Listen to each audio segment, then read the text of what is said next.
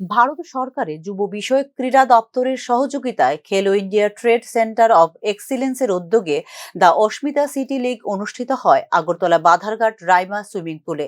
রবিবার এই উদ্বোধনী অনুষ্ঠানে উপস্থিত ছিলেন রাজ্য যুব বিষয়ক দপ্তরের মন্ত্রী টিঙ্কু রায়। ২রা মার্চ বাধারঘাট রাইমা সুইমিং পুলে আয়োজিত অস্মিতা সিটি লিগ দুটি ডিসিপ্লিন জুডো ও সাঁতার প্রতিযোগিতার মাধ্যমে শুরু হয়।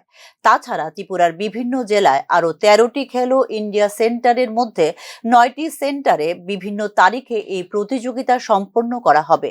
২০২৩-২৪ সালে ৬৭টি ন্যাশনাল স্কুল গেমস এ অনূর্ধ্ব ১৪ বিভাগে ছাত্রছাত্রীরা ১৭টি স্বর্ণপদক, ১৭টি রূপা ও ৬০টি ব্রোঞ্জ পদক জিতেছে। ২০২৪-২৫ সালের অনূর্ধ্ব ১৬ বিভাগের ন্যাশনাল স্কুল গেমে জুডো, যোগাসন ও জিমন্যাস্টিক সহ মোট ৬০টি স্বর্ণ, ৬টি রূপা ও ১৩টি ব্রোঞ্জ সহ মোট ২৬টি পদক জয় করেছে রাজ্যের ছাত্রছাত্রীরা।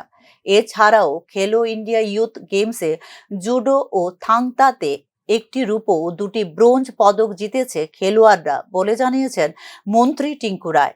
রাজ্যের খেলোয়াড়দের কোচিং এর জন্য নতুন কোচ সহ শারীরিক প্রশিক্ষক নিয়োগ করা হবে এবং রাজ্যের উপজাতি কল্যাণ দপ্তরের উদ্যোগে দুটি নতুন স্পোর্টস স্কুল চালু করার উদ্যোগ নিয়ে হয়েছে বলেও এদিন জানিয়েছেন রাজ্য যুব বিষয়ক ক্রীড়া দপ্তরের মন্ত্রী টিঙ্কু রায়। কোচ আমরা নিচ্ছি, কন্ট্রাকচুয়াল কোচ নিচ্ছি, আমরা নতুন পিআইদেরকে নিয়োগ দিচ্ছি। আমরা পিআইদের জন্য অ্যাডভার্টাইজমেন্ট করেছি যে সেখানে আমরা পিআইদেরকে নেব, নতুন কোচ নিচ্ছি। আমরা চাই আমাদের রাজ্যের ছেলেমেয়েরা সুনাম অর্জন করুক, তারাও নিজেরা প্রতিষ্ঠিত হোক। আমাদের ট্রাইবাল ওয়েলফেয়ার দপ্তর থেকে আরো দুখানা নতুন স্পোর্টস স্কুল, এটা যেমন একটা স্পোর্টস স্কুল, আরো দুটো নতুন স্পোর্টস স্কুলের ইনিশিয়েটিভ নেওয়া হয়েছে। খুব শীঘ্রই সেটা শুরু হবে। হয়তো দুটা নতুন স্পোর্টস স্কুল আমাদের শুরু হচ্ছে আমাদের রাজ্যে, আর অনেকগুলো